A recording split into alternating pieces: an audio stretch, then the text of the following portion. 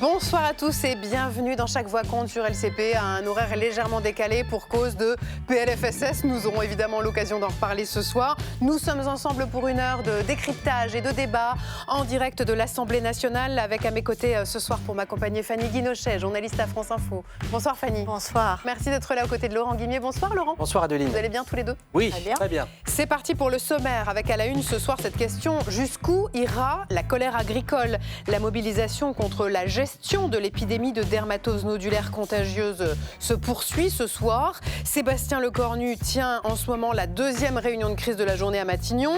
La ministre de l'Agriculture a beau dire que la situation est sous contrôle, la colère ne retombe pas. Et une autre épidémie se propage encore plus vite, celle des fausses informations autour de cette épizootie. Nous allons en faire le tour ce soir avec vous, Jeanne Brugère-Picou. Bonsoir. Bonsoir. Vous êtes vétérinaire et professeur honoraire à l'École nationale vétérinaire d'Alfort dans le Val-de-Marne. Merci d'être là. Aux côtés de Dominique Potier, bonsoir. Bonsoir. Député socialiste de Meurthe-et-Moselle. Vous êtes vous-même agriculteur, vous étiez même éleveur avant d'arriver à l'Assemblée nationale. Merci d'être là ce soir aux côtés de Charlotte Murat. Bonsoir Charlotte. Bonsoir. Journaliste au sein du groupe EBRA, spécialiste des questions agricoles. On a plein de questions à vous poser à tous les trois. Fanny, elle a un chiffre, le chiffre du jour. Et c'est 3 milliards d'euros, c'est ce que rapportent nos exportations bovines chaque année. Après la crise agricole, à 20h05, quelle histoire avec Laurent Guimier. Et je vous dévoile ce soir l'identité du futur Michel Drucker, rien que ça. Il s'appelle Guillaume Play et c'est un youtubeur à succès. Il parle à des millions de Français chaque mois en interviewant des personnalités. Et je vous raconte pourquoi Nicolas Sarkozy a choisi cet intervieweur de star pour se confier. Dans la deuxième partie de Chaque Voix compte, place à la question qui fâche, l'Europe se résout à abandonner sa stratégie toute électrique pour les voitures neuves d'ici 2035. Marche arrière toute ou pragmatisme? Nous en débattrons avec Christina Rigui, députée écologiste de Haute-Garonne, Pierre Meurin, député RN du Gard et membre de la Commission développement durable à l'Assemblée, et Pierre-Olivier Marie, le rédacteur en chef adjoint du site Caradisiaque. Vous pouvez réagir à cette émission ou poser vos questions à nos invités en flashant ce QR code. À 20h30, rendez-vous avec Bourbon Express, le journal de l'Assemblée nationale avec Valérie Brochard ce soir et évidemment le vote de la journée. Voici le résultat du scrutin. Votant 569, exprimé 479, majorité 240, pour 247, contre 232, l'Assemblée nationale a adopté. A adopté le budget de la Sécu il y a quelques instants et nous y reviendrons évidemment tout à l'heure. Voilà pour le menu de ce soir. Installez-vous confortablement, plus que jamais, chaque voix compte.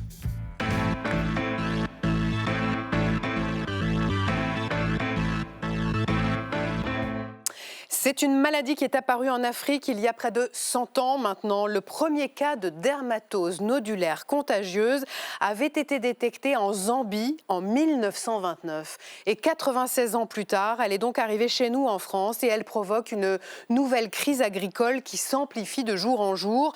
Rien ne semble ce soir pouvoir apaiser la colère des éleveurs qui s'opposent au protocole sanitaire. Le point ce soir avec Hélène Bonduel.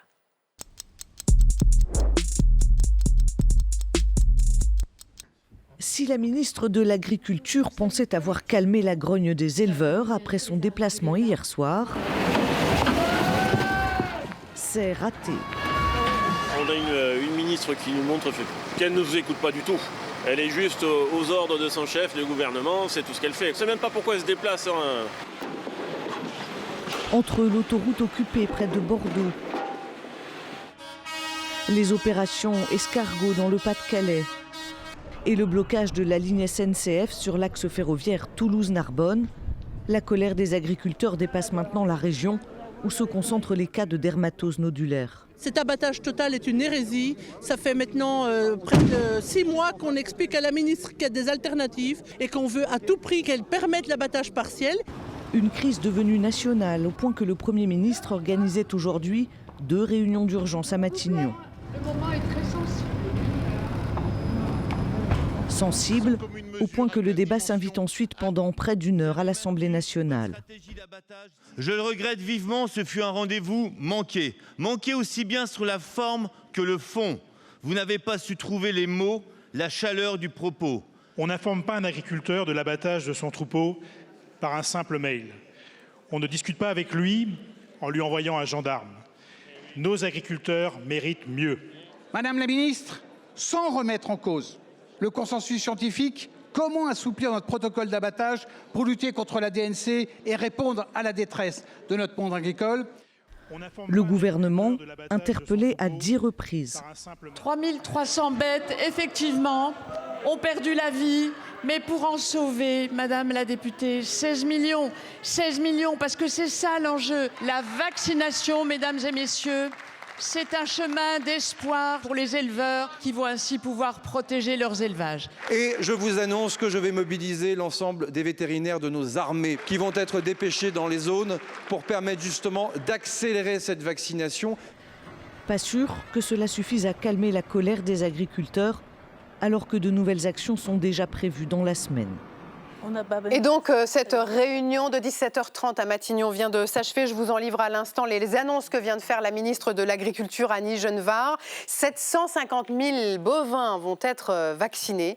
400 000 doses de vaccins vont être acheminées vers le sud-ouest. Et c'est l'armée qui va les acheminer vers le sud-ouest. Et Annie Genevard, la ministre de l'Agriculture, annonce également la création d'un fonds de soutien pour les petits élevages avec une enveloppe de 10 millions d'euros. Ça, c'est les annonces à l'instant d'Annie Genevard, la ministre de l'Agriculture, à la sortie de cette nouvelle réunion de crise à Matignon. Je voulais avoir votre sentiment ce soir, Jeanne Brugère-Picou, le fait de vacciner 750 000 bovins. C'est l'annonce de ce soir, avec des doses qui vont donc être acheminées dans les prochaines heures. Est-ce que c'est le bon dosage, pardon pour l'expression, de vacciner, sachant que le Premier ministre avait annoncé ce matin une accélération de la stratégie vaccinale. Est-ce qu'on y est ce soir ? Bien sûr, puisque l'Occitanie, c'est 1 million de doses, on n'en est donc pas loin, et surtout qu'on va vacciner dans les zones qui sont les plus à risque, là où il y a des zones réglementées, c'est une vaccination d'urgence, sachant très bien qu'on peut avoir encore des élevages contaminés, mais quand même, si les éleveurs ou les marchands de bestiaux ont compris qu'il fallait plus déplacer les animaux, parce que c'est comme ça que se propage actuellement le virus, ça devrait s'arrêter, et je pense qu'on va enfin voir l'arrêt de cette dermatose nodulaire contagieuse. Mais il est regrettable d'entendre certains syndicalistes dire ne déclarez pas les cas dans votre troupeau, parce que ce sont des bombes à virus qui vont en fait continuer à diffuser le virus. On va y revenir dans un instant. Dominique Potier, sur ces premières annonces là, à la sortie de cette réunion de Matignon, est-ce que ces annonces répondent ce soir à la colère agricole ? En tout cas, le gouvernement, le Premier ministre à Matignon a pris la mesure de l'enjeu, de cette colère qui est multifactorielle. Il y a bien sûr la dermatose, mais il y a le Mercosur, il y a les conditions de travail, il y a le revenu également qui est trop faible. On est sur un révélateur de crise autant que sur la crise en elle-même. Et je crois que les mesures qui sont annoncées, qui sont conformes, c'est les moyens qui sont mis en œuvre par rapport à l'annonce de près de 1 million de vaccinations sur la région Occitane qui a été touchée par la maladie, sont conformes à ce qui était attendu par le monde agricole aujourd'hui. Et je voudrais prendre un petit peu de recul. Depuis des décennies, depuis mon enfance, depuis autant de mémoires d'éleveurs, de fils d'éleveurs, etc., le monde paysan a fait face à de nombreuses crises sanitaires. Il faut se rappeler ce qu'était dans nos territoires, sans même la vache folle, dans les maladies plus chroniques et endémiques, qui n'étaient pas exotiques comme la DNC. Il y avait bien sûr la tuberculose, il y a la brucellose, il y a la fièvre afteuse. À chaque fois, et je veux le dire avec force comme un signe d'espoir, on a réussi, on a gagné, parce que sur la base de sciences vétérinaires, qui étaient acceptées par tous, par la mise en œuvre d'une solidarité professionnelle et d'une rigueur dans la mise en œuvre. C'est les groupements de défense sanitaire, c'est toute l'organisation professionnelle qui était au rendez-vous. Et puis, sous la surveillance de l'État et l'accompagnement de l'État, on a réussi à vaincre ces maladies. Aujourd'hui, il y a eu un décalage sur l'intervention, la compréhension de la politique de l'État. Et il y a eu une division professionnelle. Moi, je suis pour le pluralisme syndical, mais je crois que l'unité professionnelle est requise dans ce genre de crise. Elle n'a pas été de fait, il n'y a pas eu d'unité professionnelle. Et il y a eu une contestation de ce qu'étaient les solutions scientifiques préconisées par l'Europe, on pourrait dire également l'Organisation mondiale de la santé animale. La France, tout le monde aligné sur une double politique. L'éradication passe par l'abattage des troupeaux infectés et la vaccination des zones concernées. Il y a peut-être d'autres solutions. Et moi, je plaide pour qu'on regarde d'autres solutions. Et s'il y a d'autres solutions, simplement, elles doivent être fondées sur la science. Il en a été question cet après-midi à l'Assemblée nationale. Certains députés ont relevé le fait qu'en Occitanie, il y avait des protocoles alternatifs qui avaient été proposés. Et le fait est qu'Annie Genevard, la ministre de l'Agriculture, a dit « on va les examiner ». Donc elle n'est pas Oui, Elle n'est pas complètement fermée, mais ces protocoles alternatifs, ils reposent sur quoi ? Elle va les examiner parce qu'elle est politique. Mais moi qui suis scientifique, je peux vous dire qu'il y a une réglementation. Si on veut vraiment arrêter le virus, c'est effectivement le dépeuplement massif et surtout éviter les déplacements d'animaux. Justement, Jeanne Bruguère-Picou, d'abord, je voudrais souligner le fait que Sébastien Lecornu a fait applaudir les vétérinaires cet après-midi à l'Assemblée nationale. Et sans doute, est-ce que vous en aviez bien besoin ? Parce qu'il y a une enquête pour menace de mort qui a été ouverte ce matin par le parquet de Bergerac après une plainte du président de la Fédération des syndicats vétérinaires qui a reçu des menaces de mort. Est-ce que vous aviez déjà connu pareille situation en tant que vétérinaire ? Jamais. Et à jamais. Nous avons toujours été proches des éleveurs. Avec la vache folle, ils me remerciaient au Salon de l'Agriculture. Avec la grippe, alors que j'étais le lanceur d'alerte. Avec la grippe aviaire, au contraire, j'ai toujours dit que je ne croyais pas à la pandémie. Ça fait 20 ans que je le dis, avec le H5N1. Ils me remerciaient aussi au Salon de l'Agriculture. Et là, ils m'insultent sur un plateau de télévision. Mais c'est la coordination rurale. Ce sont des extrémistes, ce sont des politiques, ce ne sont pas des éleveurs. Mais je voudrais apporter, non pas à vous contredire, je ne me permettrai pas, mais dire que oui, il y a une doctrine. Moi, j'ai eu ce week-end, j'ai à peu près tout ce qui fait autorité sanitaire à tous les échelons au téléphone. J'ai échangé et je me suis vraiment formé, documenté en dialogue avec le gouvernement, avec toutes les parties prenantes, les interprofessions et encore une fois tous les scientifiques. Il y a une doctrine. Une doctrine, ça peut évoluer. Et moi, je souhaite, et j'ai demandé à Annie Genevard, et nous l'avons demandé aujourd'hui dans nos questions au gouvernement pour le groupe socialiste, à ce qu'elle regarde loyalement les propositions qui viennent du terrain. Si la doctrine peut évoluer, si on peut expérimenter d'autres protocoles, il faut le faire. Simplement, je mets deux points d'attention. Ces protocoles ne peuvent être expérimentés que sous l'autorité de la science, rigoureuse de la science. Et d'autre part, on doit mesurer leurs conséquences s'il y a une alternative sur l'économie et la santé animale en général, et pas seulement sur le territoire concerné. Charlotte Murat, est-ce que l'exécutif, au fond, a tardé à prendre la mesure du problème ? Est-ce qu'il n'a pas péché par manque d'empathie? C'est ce qu'on perçoit sur le terrain. C'est ce qu'on a perçu aussi avec ce que disaient les députés cet après-midi à l'Assemblée nationale. Est-ce que le gouvernement a oublié de tenir compte de l'émotion que peut susciter un abattage systématique sur une exploitation ? Alors honnêtement, je ne pense pas. La ministre Annie Genevard a eu dès le départ des mots vraiment très forts de compassion envers les éleveurs. Moi, ce que je voudrais juste rappeler, c'est que là, cette vaccination étendue à toute l'Occitanie, ça ne date pas d'aujourd'hui. En fait, la décision avait déjà été prise vendredi d'étendre la zone vaccinale donc au-delà des 50 km autour des foyers, donc en disant on va protéger tout l'arc pyrénéen et vraiment former un cordon sanitaire, donc en allant des Pyrénées-Orientales jusqu'aux Landes.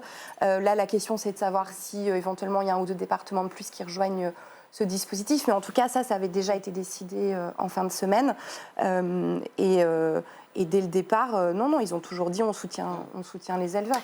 Jeanne Bruguère-Picou, je voudrais qu'on soit très didactique ensemble, parce qu'on le disait, beaucoup de choses fausses ou contradictoires ont été dites depuis quelques jours autour de la maladie, donc on va essayer de remettre la ferme au milieu du village.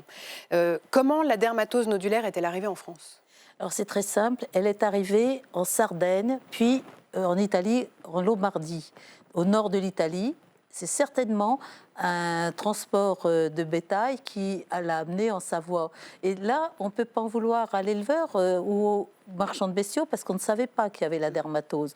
Donc on sait très bien que sur de longues distances, cette maladie est transmise par des bovins infectés qui étaient certainement pas avec des nodules parce qu'ils étaient en incubation, mais qui sont trouvés malades par la suite. Ensuite, en Savoie, il y a eu tout de suite, c'était quand même une région où il y avait pas mal de bovins, il y a eu tout de suite donc des cas. Alors rappelons qu'il y a quand même un éleveur qui pendant 13 jours a fait un recours et donc il n'a pas abattu ces animaux. Sachez que quand il a fini par abattre ces animaux, il y avait quand même quelques cas qui étaient arrivés entre-temps, puisqu'il y a au moins 50% des animaux qui sont en incubation quand on commence à avoir des cas. Alors, justement, vous allez trop vite. Moi, j'ai plein de questions à vous poser, donc c'est des questions très courtes, vous allez voir. Est-ce que la dermatose peut se transmettre à l'homme ? Pas du tout. Même le lait, heureusement, on a continué à vendre du lait au lait cru, parce que c'est quand même le coin du reblochon.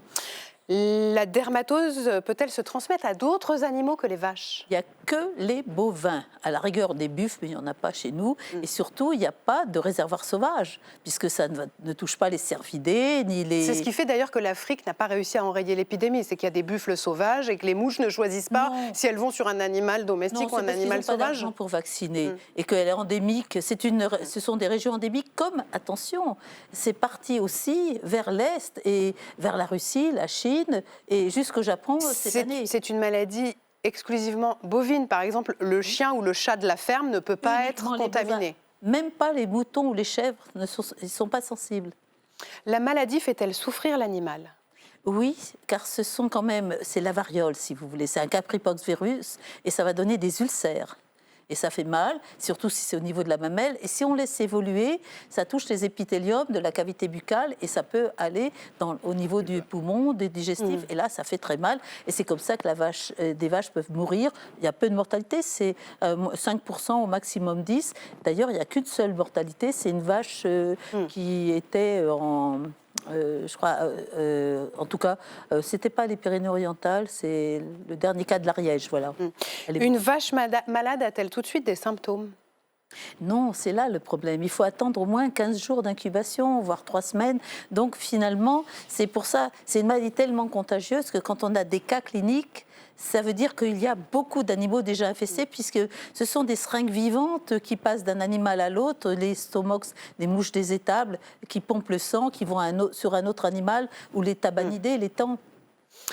Pourquoi est-ce qu'il ne suffit pas d'isoler la bête malade? Parce que vous ne pouvez pas désinsectiser de façon formelle. Et puis, si vous l'isolez, pourquoi la bête malade l'isoler? Puisque vous savez que les autres le sont aussi. Bien sûr. Le vaccin est-il efficace tout de suite? Pas tout de suite. Et ce n'est pas une vaccinothérapie, c'est un vaccin. Il faut que l'immunité s'installe. Et donc, il faut toujours au moins 3 semaines. C'est pour ça qu'on dit toujours, quand on vaccine en urgence, il y a des animaux qui peuvent être infectés. Donc, il faut savoir, quand on voit apparaître des nodules, s'ils sont d'origine vaccinale ou si c'est le virus sauvage. Par les PCR, on peut trouver les 2 virus et on est obligé d'abattre parce qu'on n'élimine pas un virus quand on vaccine un animal infecté. Pourquoi ne pas vacciner tout le cheptel français? Vous ne pourrez plus exporter. Nous serons endémiques, nous serons comme les Africains. Vous voulez cela? Je pense que ce n'est pas l'idéal, alors qu'on a les moyens, on a démontré en Savoie que c'était possible. Est-ce que c'est parce que le vaccin rend la viande ou le lait impropre à la consommation? Pas du tout, mais jamais un animal malade d'abord n'entre dans un abattoir. Et surtout, si c'est un animal, si vous décidez d'envoyer les animaux à l'abattoir, eh bien vous faites circuler des animaux infectés et vous pouvez essaimer le virus. Donc c'est pour ça que les vaches sont abattues dans l'étable, enfin dans le bâtiment d'élevage.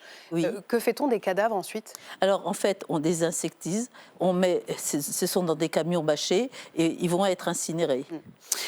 Parce que chaque voix compte, nous avons choisi aussi ce soir d'être avec Nicolas Prudhomme. Nicolas est agriculteur en Haute-Savoie. Bonsoir et merci d'être avec nous, Nicolas. Votre élevage a été un des premiers touchés cet été par la dermatose nodulaire.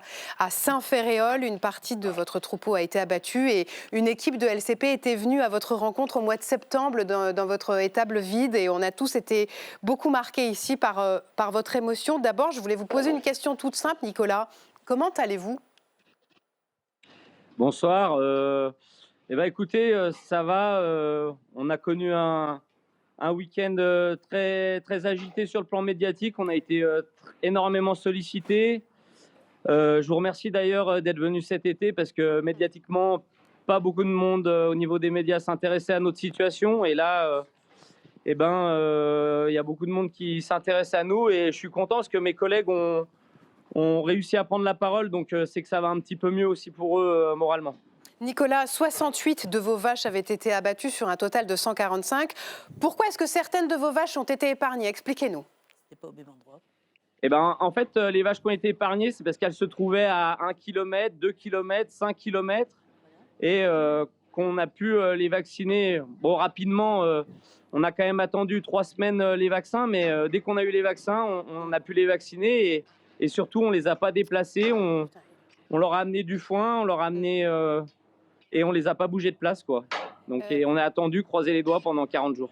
Et aujourd'hui, alors Nicolas, est-ce que vous avez réussi à reconstituer votre cheptel? Eh ben aujourd'hui, il manque, oui, on est à 98% complet. Il manque plus qu'une vache, c'est la vache toute blanche pour ma petite fille. Elle arrivera après les fêtes de Noël, donc on sera bientôt au complet. Et puis quelques veaux peut-être un peu plus tard. Je vais vous dire, votre sourire, il fait plaisir parce que je me souviens du reportage dans votre ferme au mois de septembre et on avait tous les larmes aux yeux en vous voyant dans votre étable vide. Est-ce que vous avez été indemnisé? Alors, on a eu une partie des indemnisations et les premiers dossiers qui ont été déposés, eh ben, les gens ont touché leur indemnisation. Et puis, ben, le mien est en cours d'instruction, donc il devrait arriver dans pas très longtemps. Et puis, on a nos banques qui font un peu le relais. Ils nous ont fait un prêt à 0% sur 12 mois. Donc, on a aussi nos partenaires qui nous aident, quoi. Donc les banques jouent le jeu. Quel regard vous portez sur le mouvement actuel, sur ces barrages, sur cette colère que vous n'avez pas connue, vous, au moment de l'abattage de votre troupeau? Moi, il y avait 50 CRS, mais ce jour-là, ils étaient gênés. Ils étaient là aussi pour empêcher les gens de venir voir ce qui se passait. Certains journalistes qui voulaient venir prendre des photos. La colère, je l'ai vue. Voilà, c'est d'autres situations. Et puis, ce qui me peine surtout, c'est que tout le monde joue les vétérinaires, que ce soit à l'Assemblée nationale, dans les médias. Tout le monde donne son avis et il y a beaucoup de bêtises qui se racontent. Donc, ça porte à confusion pour tout le monde. Et c'est pour ça qu'il nous tenait à cœur ce soir d'être avec Jeanne Brugère-Picot pour vraiment, comme je disais tout à l'heure, remettre la ferme au milieu du village. J'ai une dernière question pour vous, Nicolas. Qu'est-ce que vous dites aux agriculteurs qui s'inquiètent de vivre ce que vous avez vécu? Quels conseils vous leur donneriez? C'est compliqué. Je pense qu'ils ont peur comme on a eu peur. Nous, ça allait très vite. C'était 2 cas tous les jours. Les élevages autour de nous dans un rayon de 2 km. Donc, j'ai envie de leur dire, faites confiance à ce qu'on vous dit. Et le Rhône y est arrivé, il n'y a eu qu'un cas. Le Jura, il y a eu 3 cas. Le Doubs, 1 cas. Pour le moment, ils ne sont encore pas sortis d'affaire. Et puis, nous, on est sur la bonne voie, j'ai envie de dire. On va devoir bientôt pouvoir revacciner nos jeunes veaux de 6 mois qui bénéficient de l'immunité de leur mère. Et on espère avoir des vaccins d'ici le printemps pour revacciner l'ensemble de la zone. Ça va être aussi des moments stressants pour nous puisqu'il y aura les effets du vaccin et il faudra les contrôler, quoi. On a connu ça cet été, donc il faudra recommencer. Je voulais vous remercier d'avoir accepté de témoigner ce soir dans Chaque Voix compte. On apprécie ce soir votre sourire et puis de voir aussi les vaches derrière vous. Là, c'est le soir, donc normalement la traite du soir est passée. Je vous souhaite en tout cas bon courage pour la suite et merci de nous avoir éclairé de votre témoignage ce soir. Pour bien comprendre aussi les enjeux de toute cette affaire, Fanny Guinochet, il faut rappeler le poids économique de la filière bovine en France. Oui, parce que la France est le premier exportateur mondial de bovins vivants, donc ça n'est pas rien. Ça représente près de 3 milliards d'euros de chiffre d'affaires par an. Dans le détail, on commercialise 1,4 milliard pour 1,4 milliard d'euros de viande de bœuf hors de nos frontières. Et puis on y ajoute aussi ce qu'on appelle les broutards, l'exportation de jeunes veaux, et ça rapporte 1,7 milliard d'euros. Et puis surtout, il y a tout un secteur qui vit derrière ces exportations. Alors selon Culture Viande, qui est un organisme professionnel qui regroupe les industriels sur tous les marchés de la viande, pas uniquement bovin, mais de l'abattage au commerce de gros, on a un chiffre d'affaires de 14 milliards d'euros. Donc vous voyez, c'est aussi l'importance de ce secteur qui fait qu'il y a autant d'inquiétudes de la part des éleveurs. Bon, il y a aussi peut-être une inquiétude des consommateurs. Est-ce qu'il y a un risque de voir les prix de la viande s'envoler? Alors, ce serait le cas s'il y avait beaucoup d'abattage. On entendait Annie Genevard le dire tout à l'heure, 3300 vaches abattues, c'est 0,02% du cheptel pour le moment. Mais selon le ministère de l'Agriculture, si on laisse la maladie se propager, on pourrait arriver à une perte de 10% du cheptel et ça aurait des conséquences sur le consommateur. En tout cas, le patron d'Intermarché le disait ce matin sur TF1, la crise sanitaire, elle peut avoir un impact sur les tarifs. On l'écoute, c'est Thierry Cotillard. L'élevage isolé, j'ai envie de vous dire, il n'y aura pas de conséquences. La demande, elle continue à être importante et si l'offre diminue, évidemment, les prix explosent. Et j'ai envie de rajouter, si en plus le loup ne mange plus de viande, ça va pas. Effectivement, mais il arrivera en 2026, celui-ci, ça nous laisse un petit peu de temps. Mais selon Thierry Cotillard, déjà l'année dernière, il y a eu des hausses de prix entre 10, 15, 20%, ça dépend des types de viande. Et au-delà, et on a commencé à en parler avec Jeanne Bruguère-Picou, la grande crainte des éleveurs, c'est que les exportations soient interdites. Et oui, hein, vous en parliez, madame, c'est effectivement que la France soit mise sous cloche, parce que là, ça voudrait dire qu'on ne peut plus du tout exporter, que ce soit pour la viande, mais aussi pour le lait. Or, on rappelle que quand même, 40% du lait que l'on produit part à l'export. Il y aurait un risque aussi sur les fromages à base de lait cru. Alors, pour le moment, on rassure tout le monde, les exportations d'animaux vivants, de viande, elle continue. Mais c'est vrai qu'on comprend que les éleveurs s'inquiètent. Le gouvernement a beau leur promettre des compensations, des aides, on l'entendait tout à l'heure, parmi les mesures annoncées, la création d'un fonds, ils ont peur de ne pas rentrer dans leurs frais. Et à ça s'ajoutent bien sûr les discussions autour du Mercosur. Exactement. Et on les comprend parce que ça rajoute de la tension, parce que dans cet accord de libre-échange, on le rappelle, entre l'Europe et puis les pays d'Amérique latine, la filière bovine française, c'est une des premières filières exposées. Ça n'est pas du tout, par exemple, le cas pour la filière viticole, qui, elle, au contraire, peut voir des débouchés. Là, la viande française va se retrouver en concurrence directe avec de la viande brésilienne ou argentine. Alors, la France, pour le moment, fait pression pour que cet accord ne soit pas adopté en l'état. Emmanuel Macron a même redit à ses homologues européens qu'il fallait que le compte n'y était pas, qu'il fallait plus de garanties pour les éleveurs. La France plaide pour un report l'année prochaine du vote de ce traité. Charlotte Murat, si on revient un instant sur la dermatose nodulaire, Nicolas, notre agriculteur de Haute-Savoie, commençait à nous en parler, et vous aussi, mais les syndicats agricoles n'ont pas toujours été contre l'abattage. Qu'est-ce qui a fait basculer la coordination rurale et la Confédération paysanne dans cette alliance un peu improbable de deux syndicats qui, jusqu'à présent, si on se dit les choses, ne pouvaient pas trop se blairer? Oui, effectivement, sur les questions environnementales, ils ne sont pas tout à fait sur la même ligne. En tout cas, en ce qui concerne la dermatose nodulaire, ils ont contesté les abattages depuis le début, depuis les premiers cas en Savoie, Haute-Savoie. Là, vraiment, ils se sont mobilisés.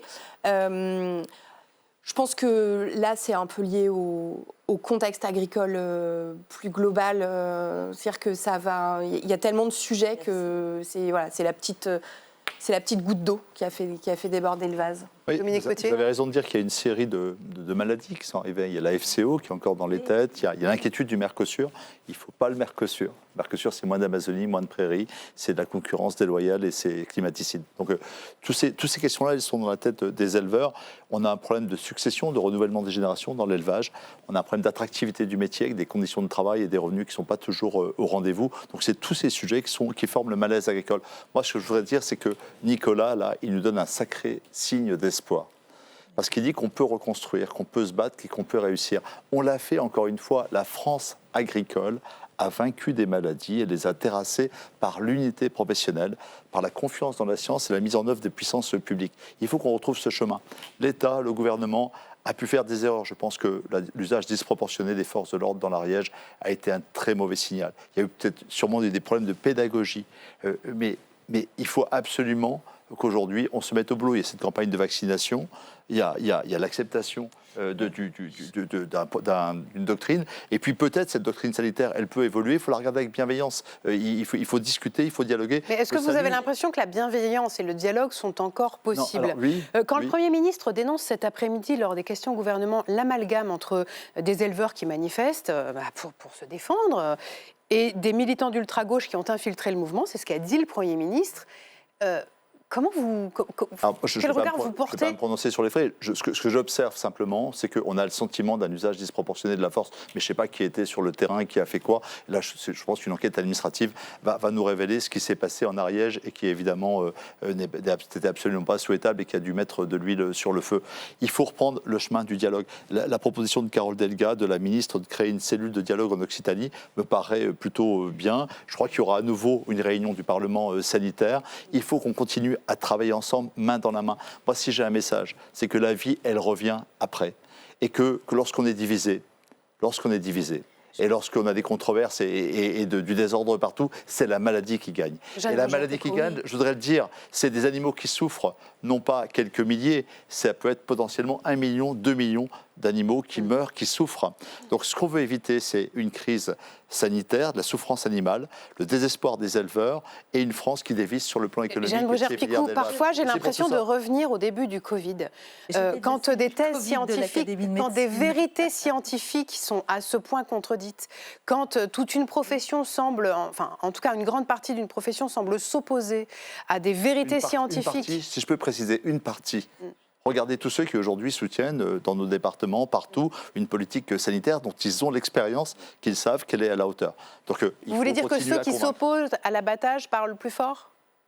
C'est ce qu'on voit aujourd'hui. Oui. Mais il faut convaincre, il faut dialoguer, il faut continuer à parler avec tout le monde. Jeanne Bruguère-Picou. Pour la cellule Covid, je tiens à vous dire que je faisais partie de la cellule Covid de l'Académie nationale de médecine et les journalistes nous ont beaucoup suivis sur les communiqués que nous avons faits. Il faut dire qu'on n'était pas d'accord avec le gouvernement, alors que là, les vétérinaires sont d'accord avec les mesures qui sont édictées par la réglementation européenne. Mais j'aimerais rajouter, quand on parle des problèmes des éleveurs, c'est qu'ils ont eu la fièvre catarrhale ovine cette année qui a été cet été terrible.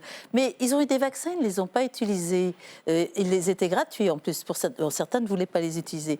Et en Bretagne, le problème, c'est que chez les bovins, il y a eu beaucoup d'avortements, de mortinatalité, et le trop de renouvellement ne va pas être extraordinaire. Et là, ça va faire monter les problèmes de prix de la viande bovine, parce qu'ils n'auront pas un renouvellement suffisant. Et ça, vous ne le voyez pas, mais les vétérinaires le voient, et ils en parlent sur le terrain. Et c'est ça qui est important, parce qu'il n'y a pas que la dermatose. La dermatose, c'est des fois 5 animaux dans un troupeau, 10 animaux dans un troupeau qui sont l'unité épidémiologique qui est abattue. Il faut savoir qu'il y a eu sur les 111, donc maintenant on est à 113, mais 111 foyers, c'était 78 éleveurs, et c'était des fois des foyers de 5 animaux. 10 Quand animaux. la ministre de l'Agriculture dit que la situation est sous contrôle et qu'il n'y a plus de cas, il faut comprendre quoi ? Non, quand elle dit qu'il est sous contrôle, il est vraiment sous contrôle du côté du sud-ouest, mais c'est en évolution du côté de l'Occitanie. Mais c'est quand même un sacré contrôle d'envisager de vacciner au-delà des zones réglementées. C'est ce qu'ont fait les Espagnols en Catalogne, et ils n'ont plus de cas. Mais donc, elle a étendu, en fait, la zone de vaccination par précaution. D'un mot, Dominique Potier. Si je peux dire un mot, c'est que nous avons, dans le projet de loi de finances, sur la proposition de Marie-Jo Lallemand, socialiste, fait adopter à la quasi-unanimité un meilleur accompagnement financier, notamment une défiscalisation. La question de la trésorerie à court terme est un vrai sujet. Et puis, Arnaud Simion a un projet de loi sur la santé, le bien-être paysan. Et je crois que l'accompagnement psychologique et social des éleveurs qui sont confrontés à cette épreuve. On voit bien que Nicolas s'en est sorti, et qu'il faut que tout le monde s'en sorte. Moi, je crois que je peux vous dire qu'au mois de septembre, quand on était avec lui et qu'il pleurait, dans son étable vide, on n'a pas vu de psychologue autour de lui. Je connais des cas, j'en ai connu dans ma vie, et je sais ce que c'est comme éleveur. Donc oui, ils ont le droit à toute notre solidarité. Elle est financière, elle est également psychologique. Charlotte Murat, vous qui avez fait de nombreux reportages dans les exploitations sur les barrages, on se souvient qu'en janvier 2024, il y avait un élan populaire pour soutenir les manifestations des agriculteurs qui étaient en colère, qui criaient leur désespoir. Est-ce que c'est le cas encore aujourd'hui ? Je ne saurais pas trop vous dire. Ce qui est certain, c'est que les Français, d'une manière générale, soutiennent les agriculteurs. Ce qui est certain, c'est que les images de l'Ariège ont beaucoup choqué, d'une manière générale, la population. Des véhicules blindés dans un chemin de ferme, c'est sûr que ce n'est pas des images très positives. Voilà. Et après, là, de toute façon, les mobilisations, elles sont en train de grossir autour de d'autres revendications. Et il y a des manifestations jeudi à Bruxelles et dans toute la France contre le Mercosur et contre la PAC aussi, la politique agricole commune. Et sur le Mercosur, là, c'est unanime en France. Oui. C'est le seul sujet sur lequel tout le monde est d'accord en France. Et même politiquement. Oui, mais politiquement, oui. Merci à tous les trois. Il ne faudrait pas qu'ils aient à payer des impôts sur ce qu'ils vont recevoir comme indemnité. Alors, Annie Genevard l'a dit, et ça fait partie des contre-vérités qui ont été répandues sur les réseaux sociaux. Oui. Attention, Annie Genevard a bien précisé cet après-midi qu'il n'y aurait pas d'impôts, que les indemnités ne seront pas fiscalisées. Il n'y a pas d'impôts sur les indemnités qui seront versées aux agriculteurs dans le cadre de cette crise. On doit être derrière nos éleveurs, derrière les vétérinaires. On va réussir ensemble. Merci à tous les trois. Il se trouve que parfois l'Union européenne renonce face à la pression. Et là, on ne parle plus d'agriculture, mais de voitures. Bruxelles a décidé cet après-midi d'assouplir une mesure phare de son règlement de 2023 qui prévoyait, vous vous souvenez, le 100% électrique d'ici 2035 pour les voitures neuves. Reculade, aveu d'échec ou réalisme, eh bien, nous en parlons avec nos prochains invités. Mais avant cela, c'est quelle histoire? Et c'est Laurent Guimier.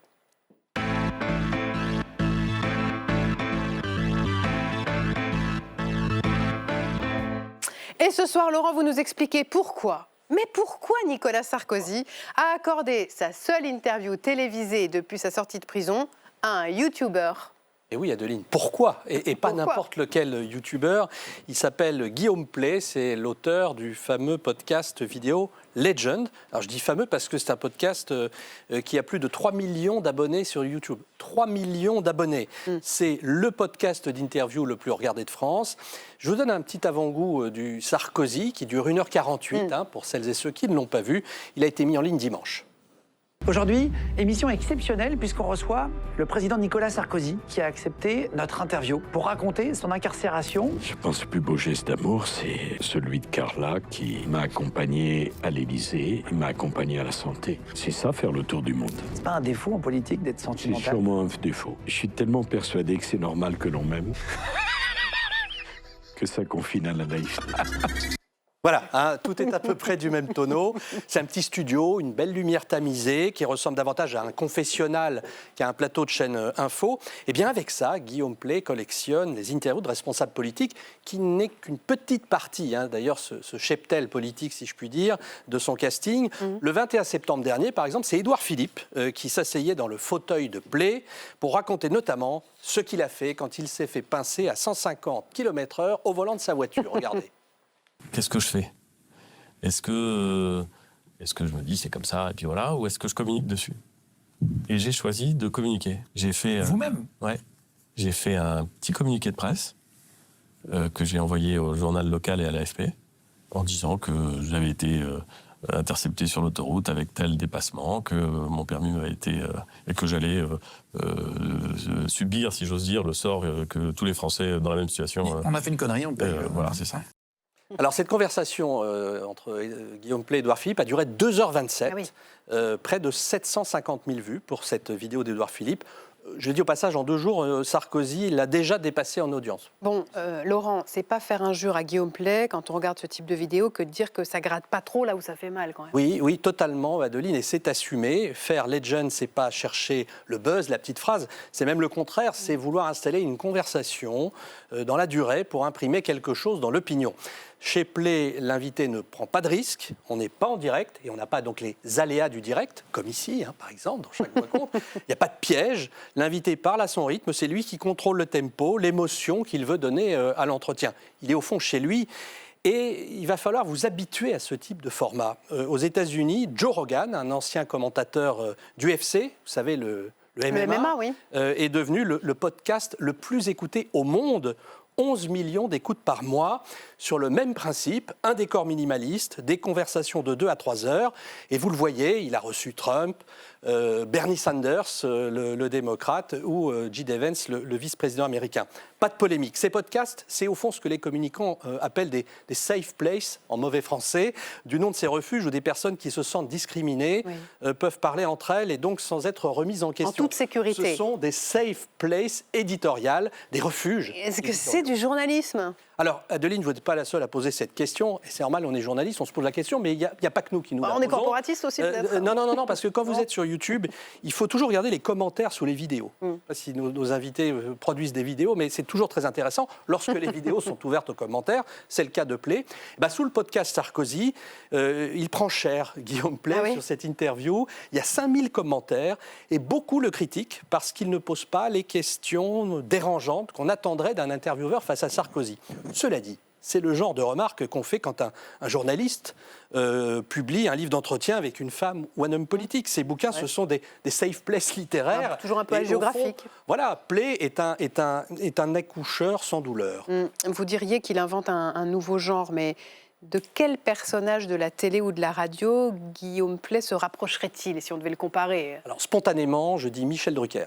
Michel Drucker de Vivement Dimanche. D'ailleurs, Nicolas Sarkozy est venu très souvent parler de ses livres chez Michel Drucker. Là, en 2019, avec son épouse Carla, Vivement Dimanche, c'était un sanctuaire où on réparait souvent l'image d'un invité un peu cabossé, on y préparait parfois un retour. Pley, c'est une sorte de Drucker sans canapé rouge, mais dopé aux algorithmes. Vous croyez que le Guillaume Pley d'aujourd'hui, qui a 40 ans cette année, il revendiquerait un destin à la Michel Drucker? Je crois même que c'est bien parti. Ah oui Regardez TV Magazine en mai dernier, les deux ont fait la une et ont accordé une interview à deux voix. De cette interview sincèrement passionnante sur le futur de la télévision, je tire 3 leçons. Première leçon, c'est chez Guillaume Pley que les politiques jouent des coudes pour venir. C'est lui-même qui le dit. Regardez dans l'interview, je lis, je cite... Pour Gérald Darmanin, c'est lui qui me l'a demandé. Son assistant m'a contacté afin de savoir si ça pouvait m'intéresser, parce qu'il avait vu Sarkozy et Lecornu interviewés par Guillaume Pley. D'accord. Deuxième leçon, pour la présidentielle de 2027, je crois qu'il faudra compter avec ce podcast qui gagne 150 000 abonnés par semaine. Ah oui. 150 000 abonnés par semaine. Troisième et dernière leçon, Sarkozy venait chez Drucker pour parler à ceux qu'il avait connus comme président. Là, il vient chez Pley parler à une génération pour qui Sarkozy, c'est un personnage dans l'histoire, entré peut-être dans l'histoire pour eux. Sarkozy ne fait plus campagne, il fait du placement de mémoire comme d'autres font du placement de produits. Bienvenue chez les youtubeurs. Merci Laurent. On passe à la question qui fâche.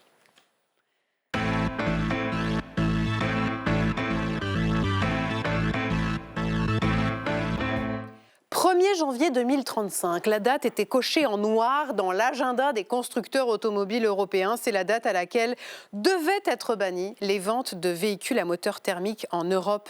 Voitures neuves devaient, parce que cet après-midi, la mesure a été assouplie. Et c'est Dario Borgogno qui pose ce soir la question qui fâche.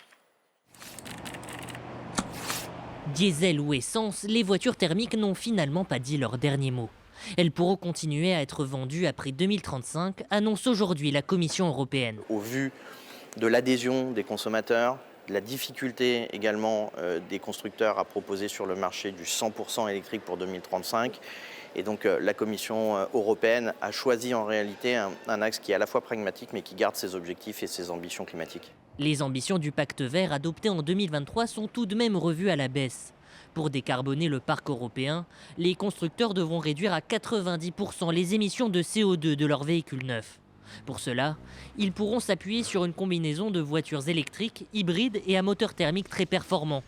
Une décision qui rejoint les demandes de plusieurs pays, dont l'Allemagne, grande puissance du secteur, réfractaire depuis toujours à cette date butoir. Nous voulons atteindre les objectifs, mais nous voulons les atteindre dans une approche ouverte aux technologies. Nous voulons les atteindre avec une mobilité qui préserve également les emplois en Europe et en particulier dans l'industrie automobile allemande. D'autres États s'inquiètent de ces changements, en particulier l'Espagne. Tout assouplissement supplémentaire risquerait de retarder fortement les investissements dans la modernisation du secteur automobile en réduisant la demande pour les véhicules électriques, ce qui affecterait directement la compétitivité de l'industrie et des équipementiers. La France regrette cette décision, mais lot de consolation. Elle obtient gain de cause sur une préférence européenne. 75% des composants des véhicules devront être produits sur le vieux continent. Parce qu'il nous faut garder la base européenne de production. Ça n'est pas du tout agressif ou protectionniste. Les Américains et les acteurs du marché nord-américain le font, les Chinois le font. Un effort surtout pour aider un marché automobile européen en berne face à la Chine et ses véhicules électriques au prix imbattable. Alors la question qui fâche de ce soir, la voici. L'Union européenne fait-elle marche arrière sur ses ambitions environnementales ?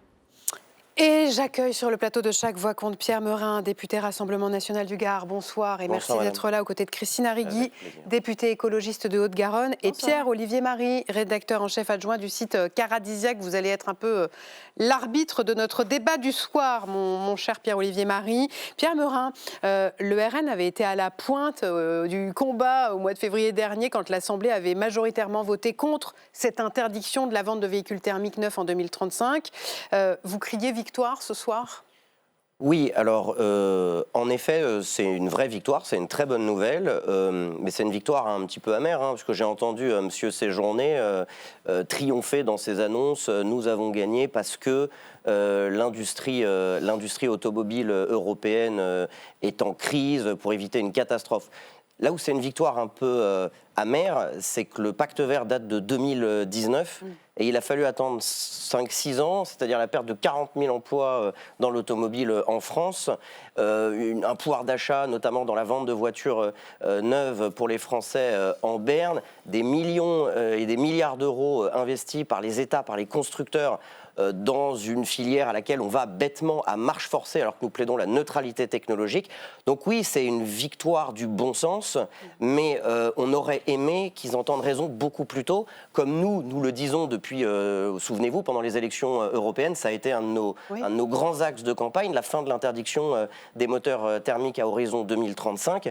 Donc oui, c'est une victoire. Après, on rentrera dans les détails, mais la trajectoire ne change pas vraiment et il n'y a absolument pas de solutions qui sont posées sur la table pour la réindustrialisation, pour qu'on ait des voitures électriques réellement accessibles pour nos compatriotes et donc que tout le monde s'y retrouve, les automobilistes, les acteurs et l'État. Que dites-vous ce soir, Christine Arilly? Est-ce que c'est un immense recul politique?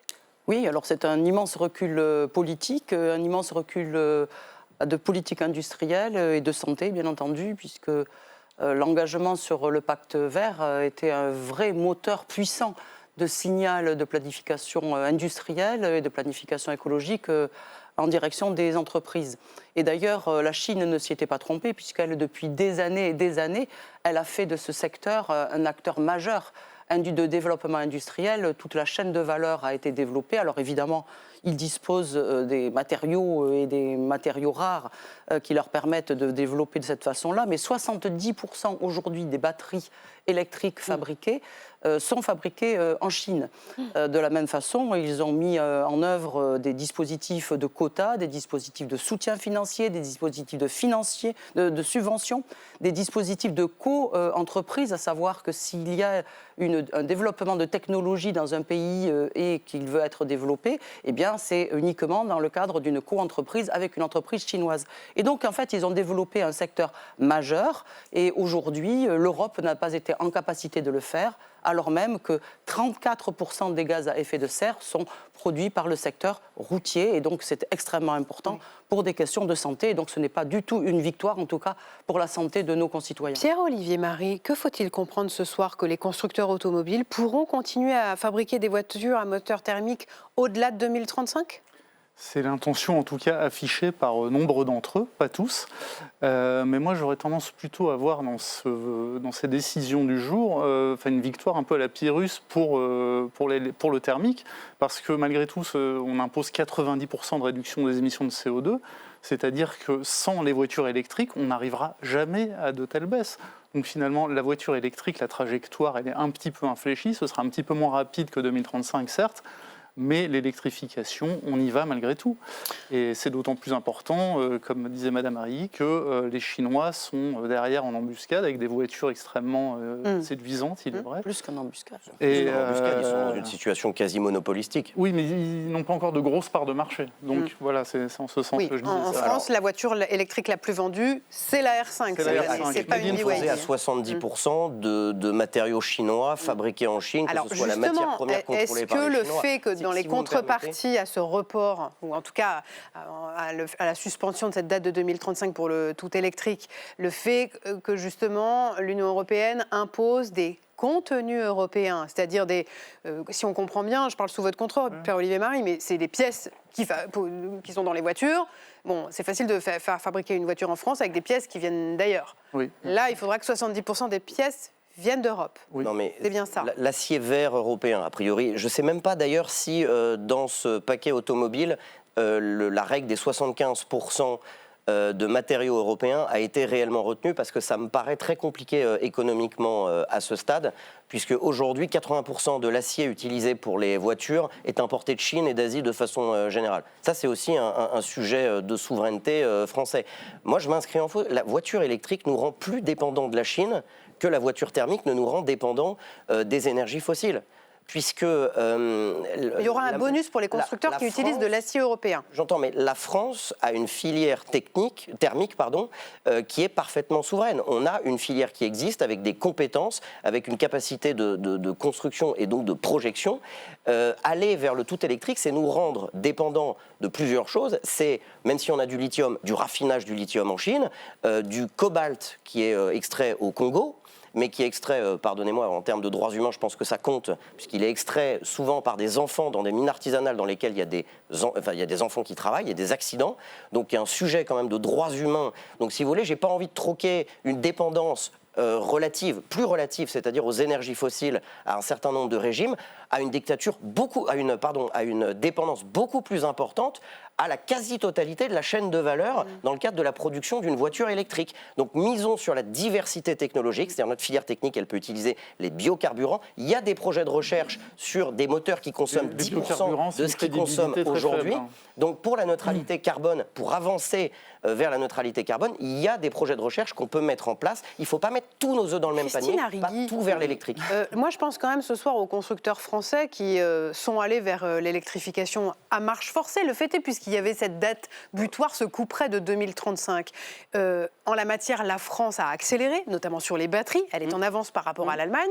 Et finalement, beaucoup ce soir se disent c'est l'Allemagne qui a gagné. Alors c'est un vrai sujet parce que nous n'avons aujourd'hui pas de politique industrielle de long cours. Et moi je rencontre beaucoup d'industriels, que ce soit d'ailleurs dans le cadre des voitures, mais également des camions, mais également du ferroviaire ou de l'aérien. Et ce qu'ils me disent tous, c'est qu'en France, nous n'avons pas, et au niveau européen, alors là c'est encore plus démontré, une politique industrielle de long cours. Et évidemment, si on parle de la voiture et de la voiture électrique, encore faut-il le recontextualiser dans un cadre plus global de celui des mobilités. Et évidemment, l'idée, ce n'est pas de remplacer un véhicule thermique par un véhicule électrique. Et d'ailleurs, si c'est pas ça l'idée, c'est quoi l'idée, c'est de développer les transports en commun de façon à ce que vous avez des zones en France où les transports, malheureusement, il faudra toujours une voiture. Je peux terminer mon propos. Donc l'idée, c'est de développer les transports en commun partout où c'est possible, et donc au lieu d'avoir 2 voitures, on n'en a plus qu'une seule, c'est un gain de pouvoir d'achat et évidemment une question de décarbonation. Et puis là où effectivement on ne peut pas développer les transports en commun, parce que j'entends qu'effectivement il y a certains endroits de France où on ne peut pas développer les transports en commun de façon cadencée, suffisante pour pouvoir se passer d'une voiture, auquel cas il faut des mesures spécifiques, notamment par exemple le leasing social. Le leasing social, c'est un dispositif qui a extrêmement bien marché. Sauf qu'il a extrêmement bien marché, sauf que... Vous voulez dire qu'il a été très populaire, c'est-à-dire que tout le monde en a voulu, mais tout le monde n'en a pas eu. Il a extrêmement bien marché, et il a tellement bien marché que le gouvernement l'a supprimé.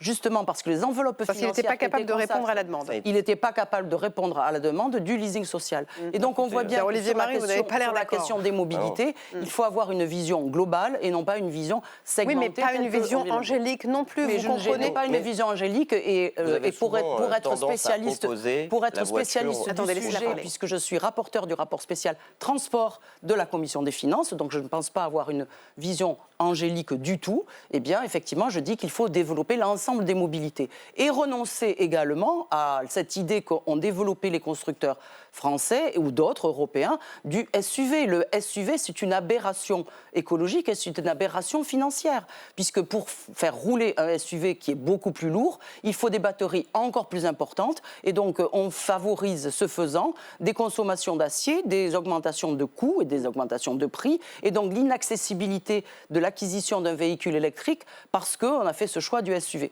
Donc je pense que tout est à revoir sur le sujet, mais en tout état de cause, revenir sur cette décision qui avait été prise au niveau européen. Je pense que pour le secteur automobile français, c'est un très mauvais signal, et de façon plus globale, c'est un très mauvais signal, évidemment, pour la décarbonation. Pierre-Olivier Marie, il en est où le marché de la voiture électrique, là, à la fin de l'année 2025 ? C'est quelle part la voiture électrique la voiture électrique dans les ventes de voitures neuves commence à faire son trou. C'était 26% des ventes de voitures neuves au mois de novembre, 24% en octobre, donc il y a vraiment une trajectoire ascendante. À la faveur, il est vrai...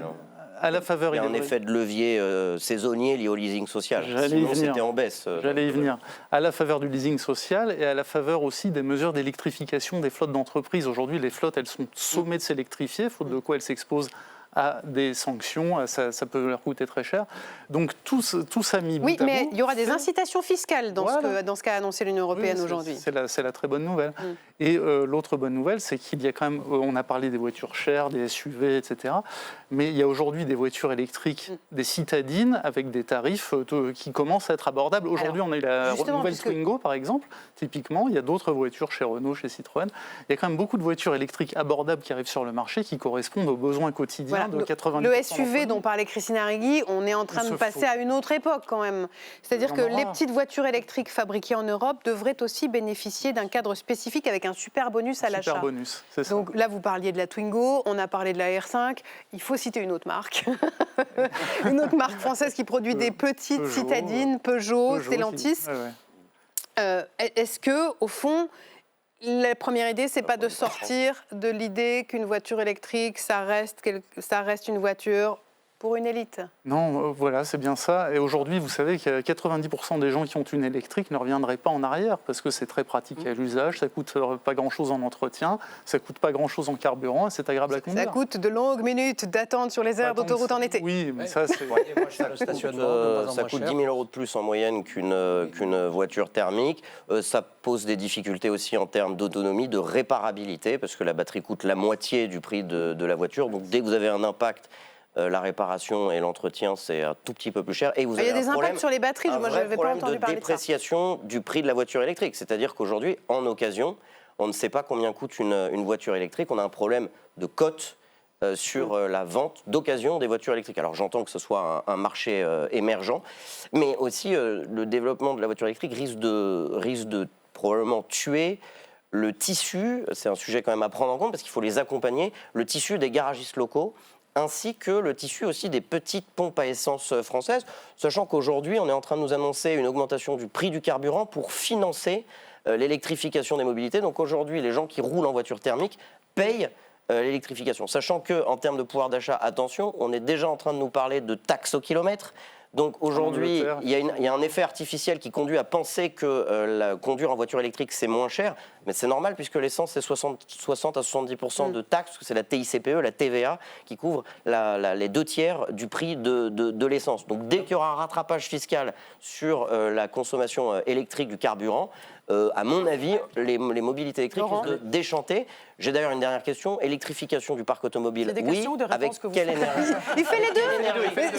Chaque voix compte, sauf la mienne.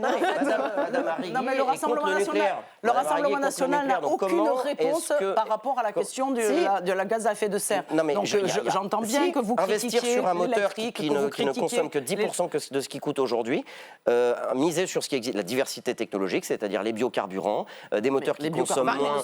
Et l'électrique fait partie de la solution, mais n'est pas toute la solution.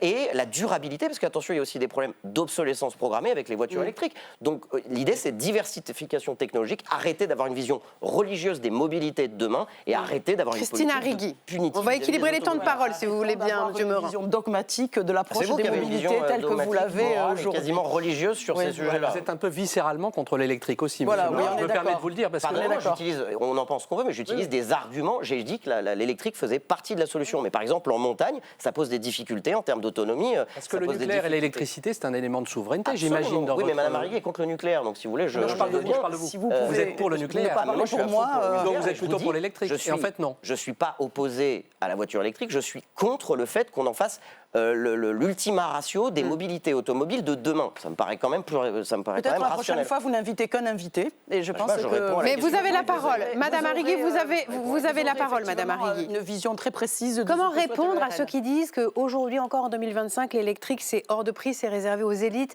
parce que si on n'a pas droit au leasing social, en fait, on ne va pas investir dans une voiture à 40 000 euros ou à 30 000. Oui. Eh ben, le sujet, c'est qu'effectivement, aujourd'hui, tous les dispositifs d'aide à l'achat de ces véhicules ou de la location de véhicules n'ont pas été explorés ou n'ont pas été mis en œuvre. Et qu'en effet, à partir du moment où on continue à soutenir à la fois le thermique, mais aussi un peu l'électrique, à la fois le développement industriel du thermique ou de l'hybride et des biocarburants qui sont trop largement aidés, parce qu'on parle de biocarburants, mais en fait, il faudrait parler d'agrocarburants, et ça serait quand même plus juste comme appellation. Eh bien, en effet, on ne choisit pas une filière de façon déterminée, comme ça a pu être fait dans d'autres pays. Et naturellement, cette orientation, elle aurait dû être prise, et elle a été prise par l'Europe avec la mobilisation de l'ensemble des acteurs économiques et de l'ensemble des acteurs industriels au niveau européen. Ce n'est pas la France toute seule par rapport aux géants chinois qui peut le développer, mais cette orientation telle qu'elle a été prise en Europe a continué à faire que ces constructeurs nationaux on fait de la concurrence, on jouait à la concurrence plutôt que de soutenir la filière et de s'aider collectivement pour construire véritablement une alternative qui est l'alternative électrique d'un petit véhicule qui peut permettre de remplir de nombreux usages. Alors, Pierre-Olivier Marie, le mot de la fin pour Pierre-Olivier Marie. Oui, c'est trop court. Non, mais on va avoir malgré tout des petits véhicules de plus en plus accessibles qu'on va financer essentiellement par des formules de location. Donc en fait, il ne faut pas avoir peur des tarifs, il est vrai, démesurés parfois des constructeurs. Il y a des formules aujourd'hui de location longue durée qui sont privilégiées par les automobilistes et ça leur permet d'électrifier leur parc. À l'avenir, on ne sera plus propriétaire de sa voiture, on sera locataire. C'est la tendance lourde, bien sûr. On ne peut plus acheter une voiture content, en être pleinement propriétaire. C'est quand même une régression sociétale. C'est important, vous pensez, pour les Français, je pense que les Français sont attachés à la propriété de leur voiture. La France, c'est aussi le symbole de la liberté individuelle. Et rendez-vous compte, la voiture, c'est ce qui a permis de traverser la France en une journée. C'est un grand changement en termes de liberté. Et ne plus être propriétaire de sa voiture, c'est quand même une régression. Moi, je préfère être propriétaire de ma place dans le train. Et comme ça, effectivement, ça permet. Vous restez là tous les trois parce que tout de suite, c'est Bourbon Express. C'est le journal de l'Assemblée nationale présenté par Valérie Brochard.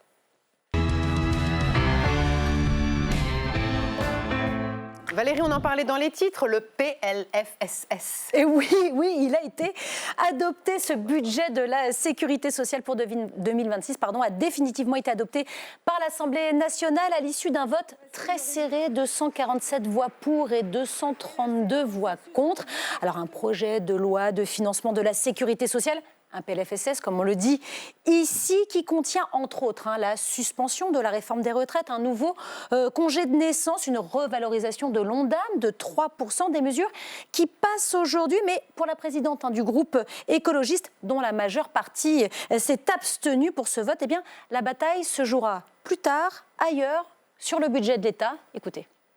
Oui, là-dessus, je vous le dis, mesdames et messieurs du gouvernement, il n'y a pas de compromis possible. Nous ne négocierons pas un budget qui est profondément inacceptable, qui sacrifie la transition écologique, qui demande encore des efforts aux professeurs, qui simplifie l'insertion par l'activité économique. Sur le budget, ça sera un grand non, et sur la censure, ça sera un grand oui. Voilà, le PLFSS, c'est derrière nous. Devant nous, il y a le PLF, il y a le projet de loi de finances et on aura l'occasion d'en reparler évidemment cette semaine. On a parlé aussi de bébés aujourd'hui à l'Assemblée nationale. Enfin, on a parlé de la natalité qui est en chute. Exactement, pour la première fois depuis le début de l'ère industrielle et hors période de guerre, bien évidemment. La croissance démographique naturelle est nulle en France hexagonale. En 2024, il y a eu 629 000 naissances pour 630 000 décès dans l'Hexagone. C'est le constat publié aujourd'hui par l'Institut d'études démographiques, une chute qui tombe pile le jour de l'audition de Ludovine de La Rochère. C'est la présidente du syndicat de la famille, c'est le tout nouveau nom de la Manif pour tous. Et bien ce matin, elle était interrogée dans le cadre de la mission d'information sur les causes et conséquences de la baisse de la natalité en France. Et devant la députée insoumise Sarah Legrain, Ludovine de La Rochère défendait la famille traditionnelle. On les écoute.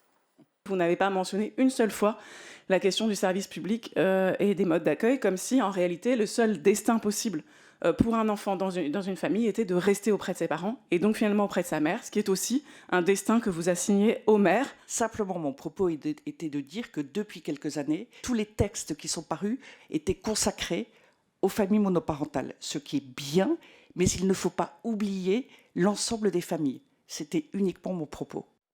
Voilà, et puis hommage aujourd'hui à l'Assemblée nationale à un homme politique qui aurait eu 100 ans aujourd'hui. Exactement, Adeline, le 16 décembre 1925 naissait Pierre Bérégovoy. Et pour lui rendre hommage, l'Assemblée nationale organisait ce matin une cérémonie pour saluer son parcours, lire 2 textes fondateurs de sa carrière lus par des enfants. Tout un symbole pour celui qui a créé les conseils municipaux d'enfants. La présidente de l'Assemblée nationale a retracé le chemin singulier de Pierre Bérégovoy, ouvrier devenu homme d'État. Et pour inscrire son héritage dans l'hémicycle comme dans les consciences, elle a fait apposer une plaque sur le siège rouge qu'il occupait.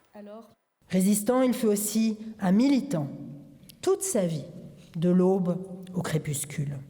Et quel hommage, quelle émotion de voir que Pierre Bérégovoy a désormais son nom gravé dans l'hémicycle aux côtés de ses mentors, Pierre Mendès France et François Mitterrand.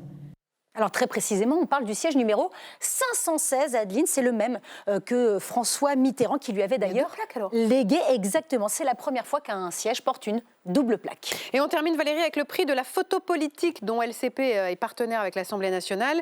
Prix qui a été remis il y a quelques instants et vous avez les noms des 2 lauréats. En exclusivité internationale, Adeline, regardez, c'est le photographe Sébastien Leban qui a gagné le prix professionnel avec cette image. Vous le reconnaissez sûrement, Éric Lombard, ancien ministre de l'économie, sous un parapluie. Et pour le prix amateur, regardez, c'est une photo d'Ancelin Faure qui a été récompensée en pleine manifestation. On imagine une grand-mère et son petit-fils, une génération qui se bat pour l'autre avec ce panneau, des écoles, des hôpitaux, pas des cadeaux. Pour Bernard Arnault. On dirait du douaneau. Ça rime. Merci beaucoup Valérie et merci à tous les 3 d'avoir été ce soir dans Chaque Voix compte. Merci Fanny et Laurent. Je vous souhaite une excellente soirée ce soir sur LCP Canal 8. L'émission est rediffusée tout à l'heure à 23h30. Elle est aussi en replay sur lcp.fr. À demain 19h30. Excellente soirée.